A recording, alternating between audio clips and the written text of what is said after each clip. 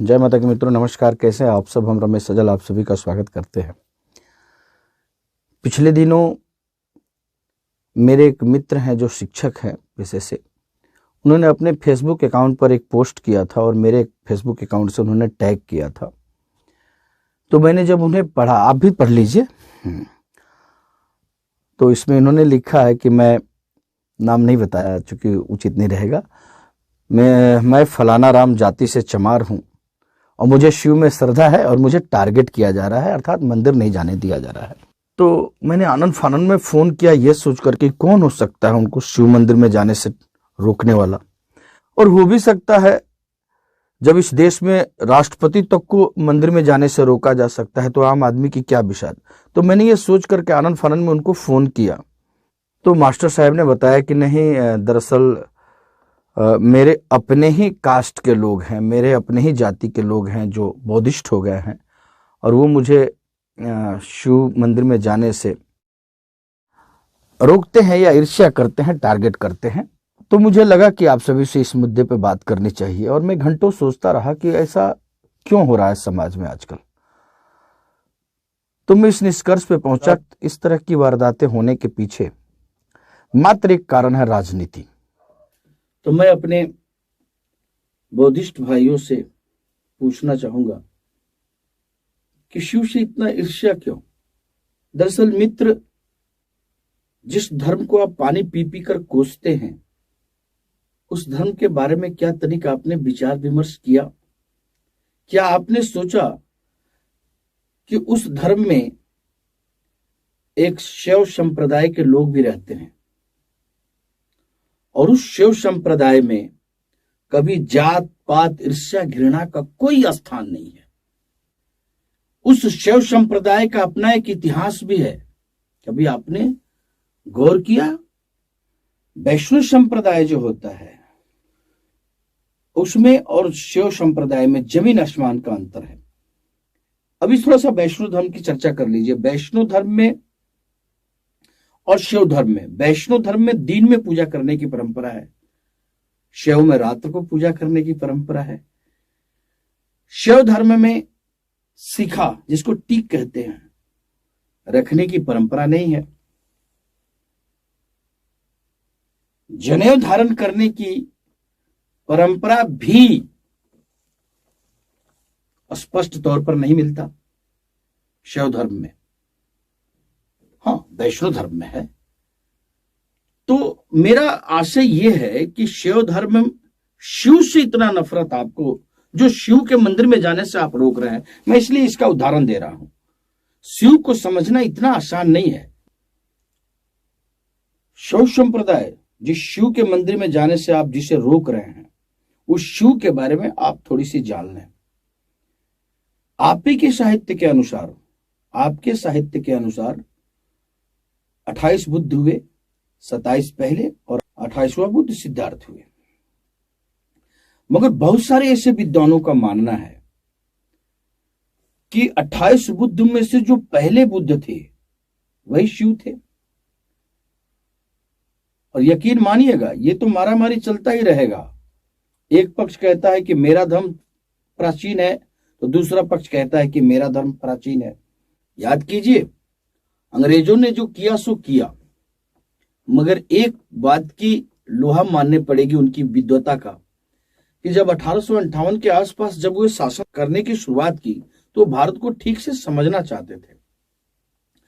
और उसी समझने के प्रयास में उन लोगों ने बहुत ही अच्छा एक अद्भुत काम किया कि उन्होंने पुरातात्विक सर्वेक्षण विभाग की स्थापना की और उसी के तहत 1921 के आसपास सिंधु घाटी सभ्यता की खुदाई दयानंद साहनी जी के माध्यम से हुई और निदेशक थे जॉन मार्शल साहब।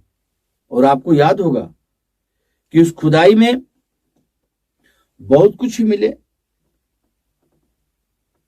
इतना विकसित नगर मिला, मगर उन विकसित नगरों में, उन खुदाई में एक मुद्रा भी मिला हाथी खुदाई से। ये देखिए, ये इस मुद्रा पर एक योगी मूर्ति कला का रूप है और इसी मूर्ति कला को आपका बौद्ध समाज कहता है कि वो बुद्ध है और मेरा शैव समाज कहता है कि शिव है। किंतु ये शिव मेरे कहने से नहीं हो जाएगा। ये संरक्षण विभाग के, पुरातत्विक विभाग के जो महानिदेशक थे जॉन मार्शल, वो तो हिंदू नहीं थे, वो अंग्रेज थे। उन्होंने इनका नाम पशुपति रखा। और पशुपति नाम रखने से ये मैं नहीं कह रहा कि वो शिव हो गए, पशुपति नाथ हो गए। उस वक्त बहुत से विद्वानों का आज भी शोध चल रहा है। उस वक्त कोई धर्म था ही नहीं। आस्था के आधार पर उस समय मान्यता थी और पशुपतिनाथ हुए, भूमि माता हुई, आस्था के आधार पर ईश्वर को मानने की मान्यता थी। तो वो पशुओं के देवता, और पशुओं में खाली जानवर ही नहीं आते, पशुओं में इंसान भी आते हैं। अब ये लंबा बहस हो जाएगा, मैं इस पर बात करूंगा। तो वो पशुओं के देवता पद थे, तो पशुपति नाथ उनको नाम दिया गया। मगर जैसे कि बौद्धिस्ट भाई बोलते हैं कि वो बुद्ध थे, मैं उस विषय पे नहीं जाना चाहता, तू मैं नहीं जाना चाहता। वैसे भी हमारे सूर्य को समझना इतना आसान तो है नहीं। और मैं ये नहीं कह रहा कि आपको बुद्ध को समझना आसान है, आपको बुद्ध को भी समझना इतना आसान नहीं है। बुद्ध और शिव में कोई अंतर तो है ही नहीं। आप ये तो कहते हैं कि ब्राह्मणों ने हमारे बुद्ध के शोहरत से घबरा करके शास्त्रों में, ग्रंथों में विष्णु का 10वां अवतार घोषित कर दिया। किंतु गुण स्वभाव से क्या विष्णु और बुद्ध का मिलान हो सकता है? चलिए, आप ही के दलित साहित्य से मैं बात कर रहा हूं। आप ही की दलित साहित्य का एक पुस्तक है शिव तत्व, चंद्रिका प्रसाद जिज्ञासु जी का है। कभी आप पढ़िए उस पुस्तक को। उसमें उन्होंने बताया है कि शिव ही बुद्ध हैं। यह बात और है कि एक और पुस्तक है आप ही के दलित साहित्य का, डॉक्टर सुरेंद्र प्रसाद अज्ञात जी का, बुद्ध और शंकर। वे कतई मानने को तैयार नहीं है कि बुद्ध ही शिव है। किंतु बहुत से ऐसे विद्वानों की पुस्तक है जो इस बात को स्वीकार करते हैं कि बुद्ध ही शिव हैं। अब इस समानता देखिए, उनका भी जटा है, आपके बुद्ध का भी जटा है। वो भी ध्यानिष्ठ होते हैं, आपके बुद्ध भी ध्यानिष्ठ होते हैं। दोनों कल्याणकारी हैं। शिव का भी दूसरा नाम कल्याण, बुद्ध भी कल्याण करते हैं। शून्यवाद का सिद्धांत बुद्ध के पास भी है और हमारे शिव के पास भी शून्य में, योग से शून्य में जाने का परंपरा है। बुद्ध ने भी वर्ण व्यवस्था को सिरे से खारिज किया है, नहीं मानते थे वर्ण व्यवस्था को। शिव ने भी वर्ण व्यवस्था को नहीं मानते थे। आप देख लीजिए, उनके दरबार में राक्षस, देवता, दानव, साधु, संत, आर्य हो अनार्य हो, जीव जंतु, सबका प्रेम था उनके लिए। वो राम के भी थे और रावण के भी थे, दानवों के लिए भी थे, देवताओं के लिए भी थे। आप देखिए, आपके बुद्ध नारियों की आजादी दिया उन्होंने। आप पढ़े, आप बहुत से ग्रंथ पढ़ेंगे। वैष्णव धर्म में नारियों के लिए आजादी नहीं थी, सती प्रथा, नारियों के लिए उतनी आजादी नहीं थी वैष्णव धर्म में।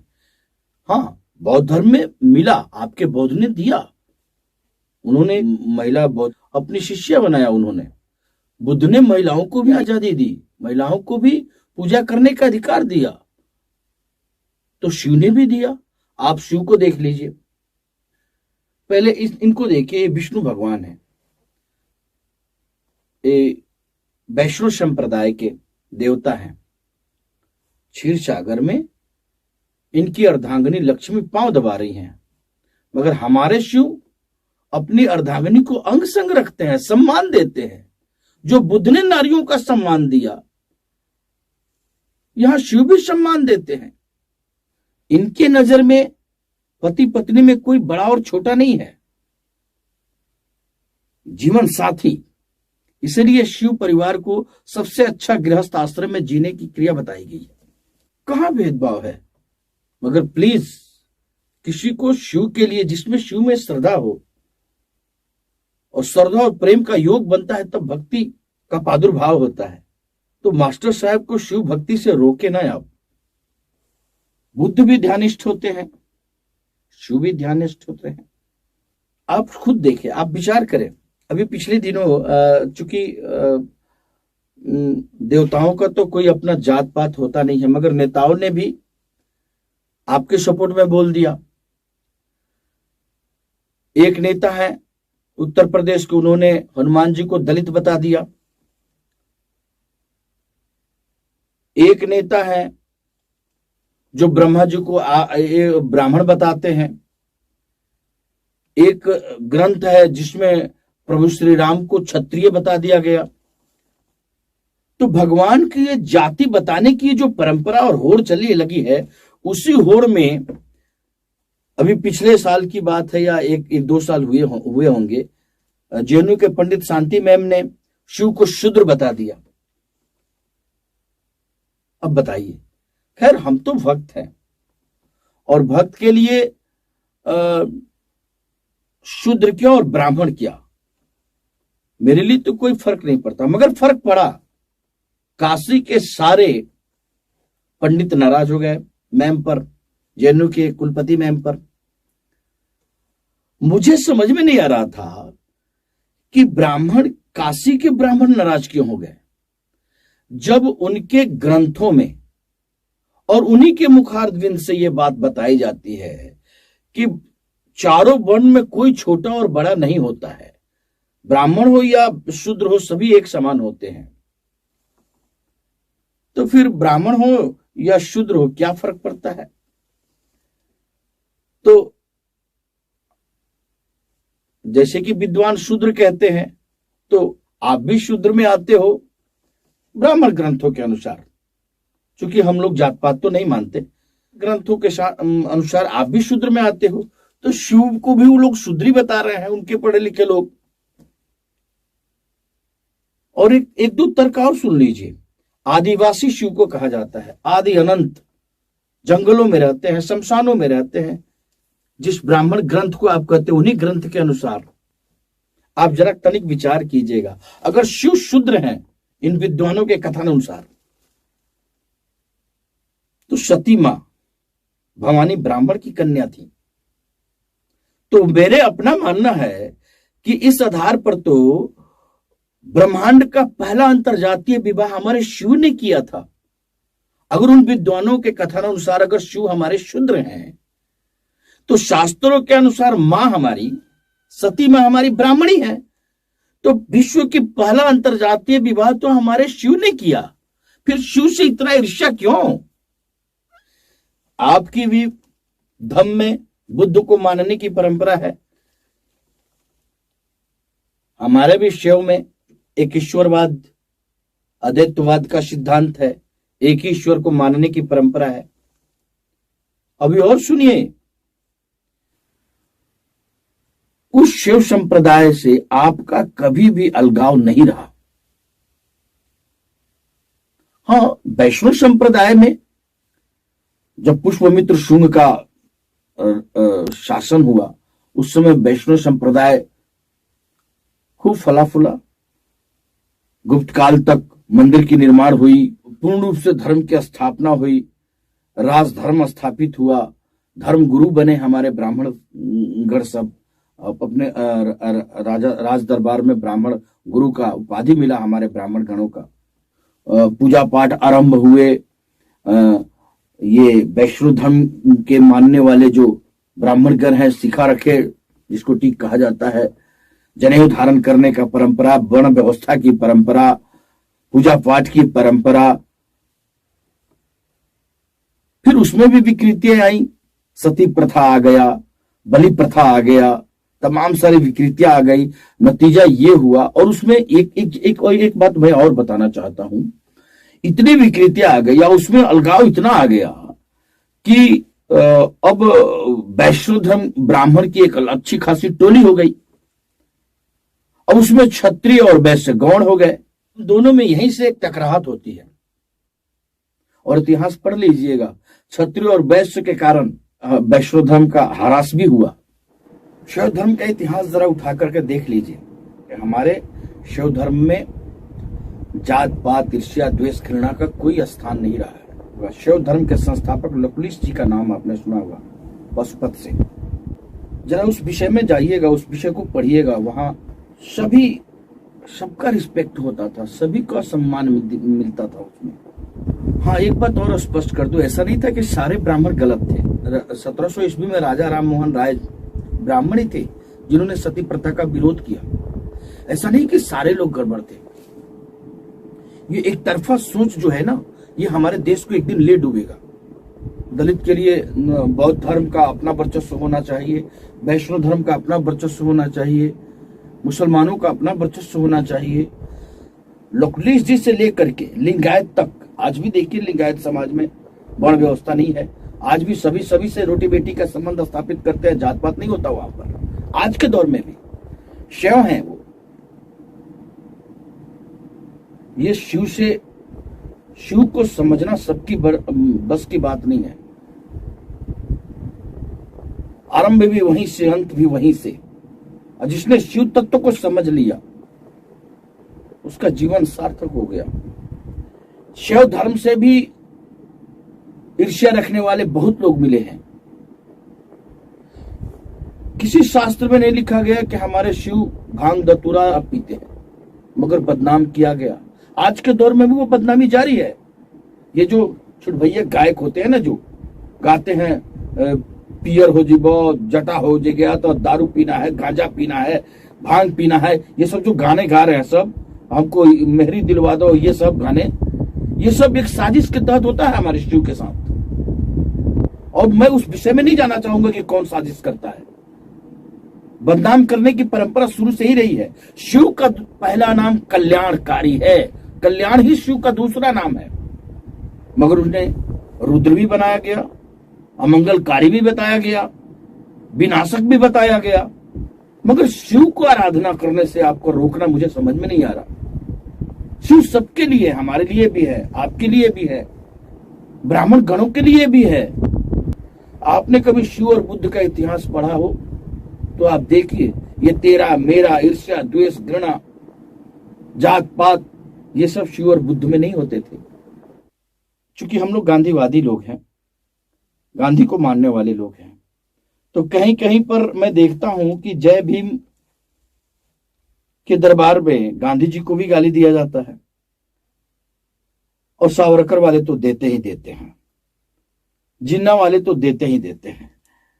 तो मगर एक बात यह भी ध्यान रखिएगा कि जब भारत के प्रथम प्रधानमंत्री जवाहरलाल नेहरू जी अपने मंत्रिमंडल का लिस्ट लेके गांधी जी के पास पहुंचे, तो उसमें गांधी जी ने देखा कि अंबेडकर जी का कहीं नामो निशान नहीं है। तो उन्होंने एक बड़ी अच्छी बात कही थी, मैं चाहता हूं कि आपसे शेयर करूं। उन्होंने जवाहरलाल नेहरू जी से कहा था कि इसमें अंबेडकर का नाम नहीं है। जवाहरलाल नेहरू जी ने कहा था कि उससे तो उसका नाम रखना ही नहीं है। आपको क्या उसकी पड़ी है, आपको तो ये देख करके आपको देखना नहीं पसंद करता वो। गांधी जी ने एक बात कहा था कि चूंकि अंबेडकर जी